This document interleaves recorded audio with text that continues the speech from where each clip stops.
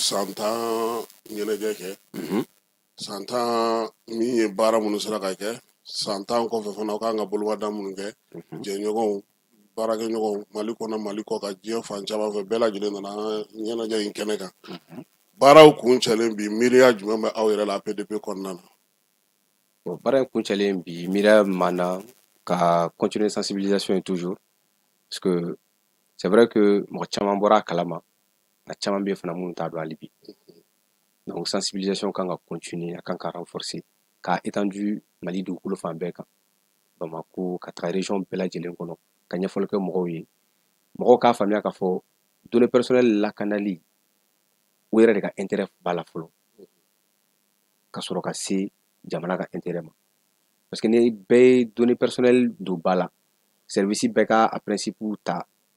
fɛn caman bɛ yen an b'o ye bi a bɛ dabila i b'a fɔ i bɛ taa i ka demande de stage yɛrɛ déposer yɔrɔ dɔ la tuma dɔ la i n'i ka attestation ubiyɛn n'i ka CV bɛ taa ɲɔgɔn kunbɛn forofotigi fɛ yen bon ne yɛrɛ bɛ mɔgɔw encourager n'i y'o fɛn sugu ye i yɛrɛ tɛgɛ y'a donna a kɔrɔ kɛ ka plainte déposer parce que ni plainte déposer kelen fila saba mana sanctionner mɔgɔ tɔw b'a dabila quoi sanction an ka sanction yɛrɛ kɔrɔ tɛ k'a fɔ k'an bɛ fɛ ka mɔgɔw puni dɔrɔn o tɛ quoi mais ni sanction bɛ ko o ko la i b'a ye mɔgɔw yan'u k'a kɛ siɲɛ wɛrɛ u b'u miiri caman bɛ bɔ a la quoi caman bɛ bɔ a la donc baara caman bɛ ka kɛ tuguni baara caman bɛ ka kɛ bolodi ɲɔgɔnma caman bɛ yen an kan ka minnu kɛ o ye mali kɔnɔ yan à l'international fɛn kura don mais an bɛ baara la ko kan hali bi pour que ka se k'a lakɔrɔta hali bi ka se ka sanayɛlɛn caman sɔrɔ mun tɛ ni si ye quoi. I ka kuma kɔnɔna na i ko aw ni jɛkulu caman bɛ baara kɛ téléphone sow don. téléphone sow anw ni c'est pas k'an bɛ baara kɛ mais an ye olu fana b'an ka principe de respecter u ka yɔrɔ la voilà parce que n'i y'a mɛn ko téléphone so i y'a fɔ hadamaden tɔgɔ la kunnafoni bɛɛ i tɛ se ka numéro de téléphone sɔrɔ f'i ka tigɛ n'i ka carte d'identité sans identification yɛrɛ b'a ko la i ka tigɛ n'i ka carte d'identité tɔgɔ ni jamu b'u bolo i ka numéro de téléphone yɛrɛ o bɛɛ ye données personnelles dɔ ye i ka fɛn caman b'u bolo i ka appel n'i ka fɛnw bɔ hali ni appel tɛ stock u fɛ yen mais u bɛ se ka appel dɔn ni jɔn bɛ kuma o numéro n'u fɛn bɛɛ b'u bolo donc principe de don an bɛ u fo nin yɔrɔ la an b'u fo kosɛbɛ parce que généralement hali n'u bɛna service kuraw lancer a opérateur de téléphone bɛ mali hali n'u bɛna service kuraw lancer u bɛ s'an ma ka taa an labɔ a kalama k'a fɔ k'u mago bɛ autorisation na an bɛ baara kɛ u ka dossier sanfɛ autorisation bɛ bɔ ka d'u ma n'a sɔrɔ a bɛ mɔgɔ ka principe n'a tɛ dan sago hadamadenw tɔgɔ la kunnafoniya kan bon ni yɔrɔ min bɛ dan sago fana olu yɛrɛ dɔrɔn tɛ service bɛ se an ma ni yɔrɔ min bɛ dan sago hadamadenw tɔgɔ la kunnafoniya kan an b'a f'i ye ko principe i ko o yɔrɔ ninnu bɔ a la pour que i bɛ se ka autorisation sɔrɔ an ka yɔrɔ la parce que fɛn dɔw bɛ yen kuma dɔw la c'est pas nécessaire traitement kɔnɔna la donc fɛn fɛn tɛ nécessaire ye a fɔ i kana s'o ma hadamaden man ka fɛn bɛɛ man ka collecter fɛn bɛɛ tɛ collecter an b'a ye empreinte digitale mɔgɔw bɛ empreinte digitale kɛ hali k'u ka employés surveiller n'i nana sɔgɔmada fɛ i b'i tɛgɛ da n'i bɛ taa wula fɛ i b'i tɛgɛ da o kɔni don o man ka kɛ donc baarakɛyɔrɔ la mɔgɔ man k'u tɛgɛ da i bɛ se ka sɛbɛnni kɛ i bɛ na i bɛ sɛbɛnni kɛ cahier kɔnɔ badge bɛ se ka d'i ma puce b'a kɔnɔ i bɛ na i bɛ badge i bɛ tɛmɛ mais mun ye ka hadamadenw ka empreinte digitale ta baara sɔgɔmada fɛ i nana i b'i tɛgɛ da wula fɛ i bɛ taa i b'i tɛgɛ dengɔni da o man kan peut-être zone sensible bɛ se ka kɛ sisan i b'a fɔ serveur dɔ kɔnɔna i b'a fɔ bureau dɔ kɔnɔna la fɛn dɔw stockelen bɛ yen empreinte digitale bɛ se ka k'o bureau da la pour que ka habilité a ka dɔn mɔgɔ naani dɔrɔn de ka empreinte digitale bɛ appareil na n'olu tɛ mɔgɔ man ka don donc n'olu nana n'olu tɛgɛ da ni e donna sisan 18h ne ka na don 19h mɔgɔ min donna 18h n'a sɔrɔ ko dɔ kɛra a bɛ fɔ Kassim e nana e donna 18h dɛ i tɛ se k'a fɔ ayi ko ne tun tɛ ko n ka badge sen a tigi ma badge tɛ o i tɛgɛ dengɔni de don i tɛna se k'i tɛgɛ dengɔni d'a tigi ma a ka na a ka don i place la donc zone sensible la sisan c'est autorisé mais mun ye i dontɔ baarayɔrɔ la sɔgɔma o sɔgɔma ka na k'i tɛgɛ da wula k'i tɛgɛ da APDP ka an ye o sariya ta k'a fɔ ko kɔnnen don n'a bɛ service minnu na on encourage u ka service k'a dabila u yɛrɛ ye u ka système wɛrɛw ɲini système de contrôle wɛrɛw ɲini u ka employés la badgew bɛ yen avec puce fɛn caman bɛ yen minnu bɛ se ka ta mun tɛ hadamaden ka empreinte digitale parce que l'empreinte digitale est unique au monde de la naissance jusqu'au décès a ale tɛ falen donc n'i mɔgɔ empreinte digitale sɔrɔ i y'a ka fɛn bɛɛ de sɔrɔ i bɛ se ka tɔgɔ Kassim Tarawele tɔgɔ caman bɛ se ka kɛ Mali la mais empreinte digitale bɛ e la bi o tɛ se ka kɛ mais n'o kelen sɔrɔ e bolonɔden kelen mana sɔrɔ sisan ka i ka empreinte digitale filɛ e Kassim ɲɔgɔnna caman bɛ se ka dilan diɲɛ kɔnɔ mun tɛ e ye compte bɛ se ka dayɛlɛ e ye diɲɛ dugu bɛɛ la mun tɛ e ye don la i bɛ ka avion ta k'i bɛ taa congé dɔ la top dugu dala i bɛ se village aéroport la k'a fɔ ko ko compte offshore dɔ dayɛlɛlen don ko i tɔgɔ bɛ blanchiment d'argent ou bien fɛn dɔ la bon prévu dun bɛɛ ye o b'a fɔ k'i ka empreinte de filɛ nin empreinte tɛ se ka sɔrɔ cogo si la e yɛrɛ tɛ. donc hali sisan ni y'a faamuya mɔgɔ dɔw fana bɛ yen u tɛ se sɛbɛn na u b'a fɔ ko u b'u bolonɔ da u ka chèque kan. bon chèque banque ninnu fana kɔnɔ loi dɔw de fana bɛ yen mun bɛ chèque valider donc n'i b'i tɛgɛden kɔni da i ka chèque kan c'est que banque fana derrière u kɛlen don ka contrôle minnu bila en place ka u b'a dɔn données personnelles a données tɛ taa yɔrɔ wɛrɛ. a bɛ t'olu yɛrɛ bolo a sauvegarde cogo b'u bolo a classé yɔrɔ b'u bolo mɔgɔ minnu bɛ s'a ma u b'u bolo donc a bɛ encadré de fɛn dɔw don n'a fɔra ko empreinte digitale tali sisan anw fɛ yen a bɛ encadré de a bɛ fɔ ko i man ka s'a ma o ye tiɲɛ mais dɔw habilité don ka se a ma. yamaruya bɛ di dɔw ma voilà olu ka se ka s'a ma donc olu kɔnɔ sa exception minnu bɛ yen olu exception fana bɛ yen quoi. ayiwa nin bɔlɔlɔ bɔli waati belebeleba in na bi i yɛrɛ ka kuma bɛɛ bɛ téléphone bɛ bɛɛ bolo digital de bɛ bɛɛ bolo bɛɛ bɛ girin na aw bɛ nin bɛɛ kɔlɔsi cogo di. généralement mɔgɔ an t'a fɔ an tɛ communiqué k'a kan an tɛ publication k'a kan mais fɛn bɛ kɛ bɔlɔlɔ sanfɛ an b'a bɛɛ ye compte b'anw bolo ne bɛ se k'o sɛbɛntiya compte b'anw bolo ni bɔlɔlɔ ninnu bɛɛ kan ne bɛ se k'o sɛbɛntiya donc an tɛ kuma ko dɔw an tɛ bɔ ka kuma fɛn dɔw la mais i b'a sɔrɔ derrière mesure min kan ka ta an b'o mesure ta parce que an bɛ veille kɛ an bɛ Facebook kan an bɛ jigin an bɛ fɛn dɔw ye fɛn dɔw bɛ kɛ violation dɔw bɛ kɛ mɔgɔw yɛrɛ bolo ko mɔgɔ t'a tigiw bolo k'u défend mais APDP parce que pouvoir b'an bolo fana k'an yɛrɛ autosaisir n'a ye fɛn min fɛn min mɔgɔ ye ko kɛ n'a ma bɛn a tɔgɔla kunnafoni man ka cari cogo sugu dɔ la donc n'a kɛra o y'a ka sariya ye voilà a ka hakɛ o ye e tɛ état ye e tɛ policier ye e tɛ auxiliaire de justice ye e tɛ justicier e man ka o données ta k'a bila bɔlɔlɔ kan i yɛrɛ ye k'a fɔ k'i bɛ voilà k'i b'i yɛrɛ sago k'a la non o de y'a to an bɛ fɛn caman kɛ mɔgɔ dɔw bɛ fɛn dɔw publier kuma dɔw la ka se ka fɛn dɔw ka mɔgɔ dɔw dénigrer ou bien k'a fɔ ko nin tigi ye nin fɛn sugu kɛ an y'a tigi minɛ ou bien k'a fɔ ko an ye nin fɛn sugu kɛra nin yɔrɔ la mɔgɔ a tɔgɔ walijugukɛla don an y'a tigi minɛ a filmelen filɛ an bolo a bɛ tan kɔfɛ voilà kɔfɛ an bɛ baara min na généralement an b'a tigiw saisir soit an b'a dossier transférer pôle mɔgɔw ma yɔrɔ jumɛn Adama fɛ yen aw ka ko in yɛrɛ a ko yɔrɔ min bɛ mɔgɔw fɛ o ye yen de ye non aw tun bɛ ɲangini min da an kan anw b'o fɛ o voilà aw ja jɔrɔ o ɲɛ dɔɔnin a kuma aw ja jɔrɔ o ɲɛ dɔɔnin jamana ɲɛmɔgɔ y'a ye k'a fɔ ko vraiment il faut que kasɔrɔdon ka fara nin ko in kan waribɔ in tɛ foyi ye mɔgɔw ɲɛ voilà parce que waribɔ ka nɔgɔ kuma dɔw la kuma dɔw la waribɔ ka nɔgɔ n'i ko Google ma sa ou bien n'i ko Facebook ma ou bien n'i ko Mali structure ba dɔ ma sa k'a fɔ ko u ka 20 millions di k'u ye mɔgɔ données violer 20 millions ka nɔgɔ mais n'i ko k'a ka taa san k'a tigi premier responsable yɔrɔ DG bɛ taa san 5 kaso la a b'a f'i ye delili bɛ kɛ dɛ delili bɛ kɛ en plus a fɛn in tiɲɛ yɛrɛ la caman bɛ bɔ voilà caman bɛ bɔ a la donc maliyɛnw k'a dɔn k'a fɔ ko an bɛ veille kɛ on regarde tout le temps compte Facebook b'an bɛɛ bolo an bɛ se ka fɛn dɔ ye hali n'an ka compte privé ye an b'a fɛn enregistrer k'a bila ka taga n'a ye baarayɔrɔ la an sera baarayɔrɔ la mesure min kan ka ta an bɛ baara k'a kan. voilà ne tun bɛ fɛ k'o yɛrɛ ɲininkali k'i la don dɔ la aw ye npogotiginin dɔ baarakɛla dɔ a gosira kosɛbɛ a lajabara mɔgɔ caman fɛ o ko tɔ labanna cogo di. bon an b'an k'an da don dossier minnu bɛ yan n'aw kɔni y'a sɛgɛsɛgɛ voilà an kan ka baara min kɛ an y'o baara kɛ an ye dossier transféré a kan ka taga yɔrɔ min na donc je crois que dossier hali sisan an bɛ donc hali n'o ɲɔgɔnna wɛrɛ kɛra sisan hali n'a ɲɔgɔnna wɛrɛ kɛra an bɛ segin ka kɛ aw tɛ sɔn o ko ninnu c'est pas que ko an b'a ye an b'a fɔ ko non an t'a tigi dɔn ou bien an ka fɛn tɛ diyagoya don anw kan n'an y'a ye k'an yɛrɛ autosaisir a ma sa tigɛ wuli ka na plainte yɛrɛ déposer kuma dɔw la an yɛrɛ bɛ wuli k'an yɛrɛ saisir o la ka sariya kan ka mun kɛ k'o kɛ quoi. o ma kɛlɛkɛyɔrɔ la sɔrɔdasiw su bɔlen don o ka jugu n'a bɛɛ ye sɔrɔdasiw su bɔli ni i minɛna o partageli la i m'a bila dɛ i bɛ k'a ci mɔgɔw ma o partageli ni minɛna o partageli la o ɲangini ka jugu n'a bɛɛ ye quoi. an ka 10 ans in na an ka panel laban yɛrɛ tun bɛ o de kan sɔrɔdasiw yɛrɛ parce que a bɛɛ tun ye sɔrɔdasi de ye pratiquement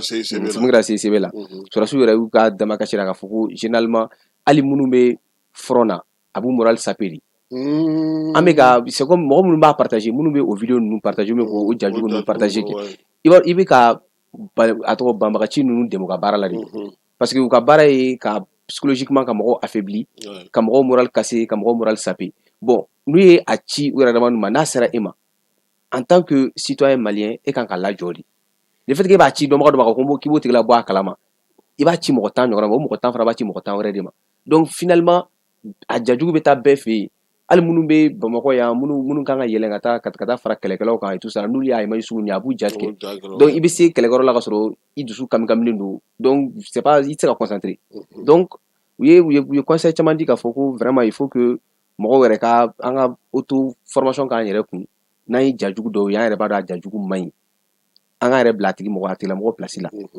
yala n'a sɔrɔ e de don ou bien i dɔnbaga dɔ i kɔrɔkɛ ou bien i dɔgɔnin dɔ don est-ce que i bɛna ci mɔgɔw ma tan généralement mɔgɔ a jajugu dɔw bɛ se parents ma ka sɔrɔ parents yɛrɛ ma b'a kalama k'a fɔ k'u denw hali k'a kɔn k'a fɔ ko mɔgɔ sara kɛlɛkɛyɔrɔ la k'a photo publier voilà olu kan k'o to sɔrɔsiw voilà a ka to kuma ka se somɔgɔw ma fɔlɔ n'a dɔnbagaw yɛrɛ commencera k'a photo publier a bɛ se ka photo publier mais kuma dɔ la a bɛ se a tigilamɔgɔ somɔgɔw ma ka sɔrɔ hali u yɛrɛ t'a kalama hali sɔrɔsiw yɛrɛ ma ɲɛmɔgɔya so ma ɲɛfɔ a somɔgɔw ye fɔlɔ bon a cɛ ka jugu kojugu a jigilatigɛ barika ka bon dɛ a jigilatigɛ barika ka bon dɛ donc image ninnu sɔrɔsiw ka image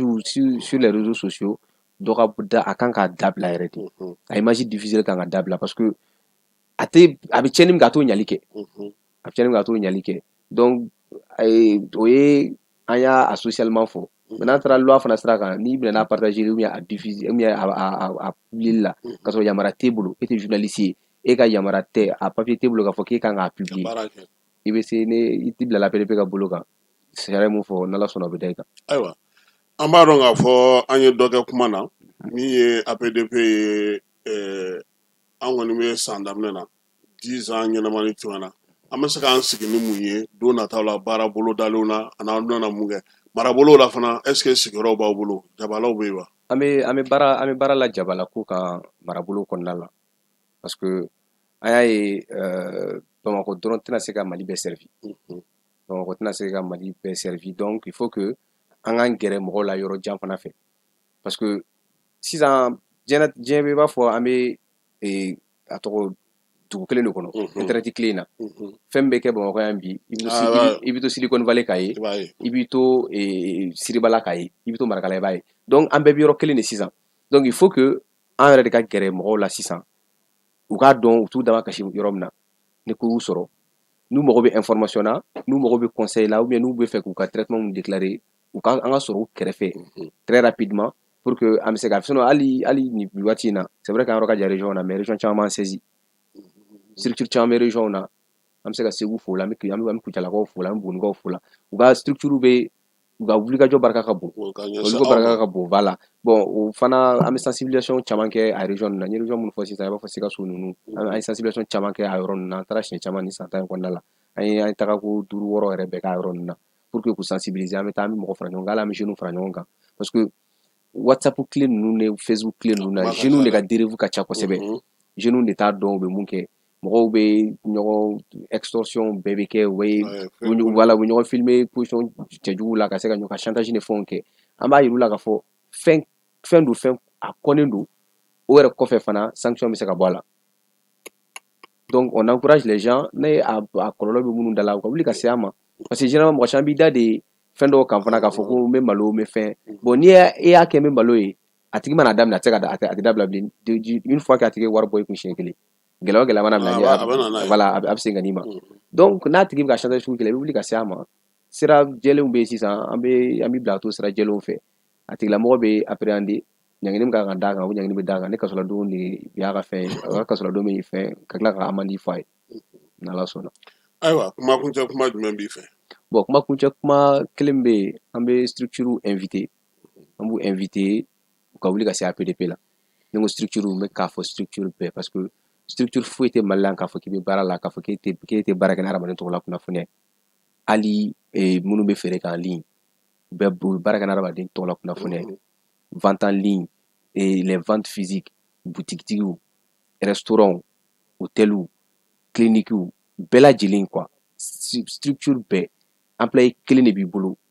hadamaden tɔgɔ la kunnafoniya b'i bolo wuli ka se APDP la an k'i dɛmɛ k'i ka cartographie kɛ k'i bila sariya kɔnɔ parce que n'i y'a kɔnɔ don min na ni sanction nana kɛ i bɛ sanctionner i bɛ 2 millions ni tila ka taa bila 20 na i b'o sara i bɛ tila k'i bila conformité la tuguni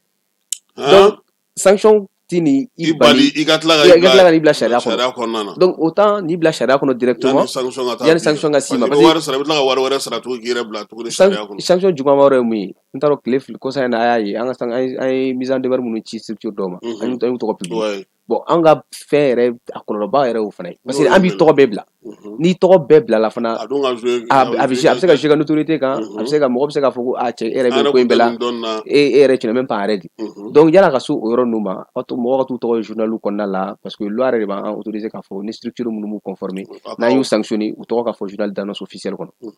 donc no kera adume ta photo be ta fambe fait partenaire do be obse ko retirer akama parce que données personnelles ko malaya c'est vrai qu'avec du baladondoni mais tout là c'est pris en compte il y a partenaire d'obse ou banque ali financer ka foko parce que tu ne respectes pas les principes voilà donc kuma kuje kuma la am structure bela jeli invité ou ka wuli ka si an jabala la anga ou demain quoi cartographie ke kanga musaka be fouiller mode de paiement be fouiller donc nala sona amé bo fen chama kon nala aywa amé fo ki wala mano merci beaucoup ni bitle ga na ta ko joya Ismaila Traoré ale de tumamolo mi APDP kuna fonindi o kuyara o nyamaya babulo APDP ni jakulu tawbe jaga baraka to kuna fana alebo o ko fana sinsinina amba fo ka nyama ere fo no o ye professeur Mamadou Sabase kuye amana ka baraka law bela jido fanu commissaire u bela jele tlegana ta ko joya falay keta ke ba jalo ka o fo ka walimano sini ana nyon sura daga kan tan segi ya sa ka sega kiwara waro dawma amedu ko ga sala ka dugu manje alaka fajiri ka ambela jilen garisike alaka nga jamana kisi alaka nga jamana tanga aka ambe sini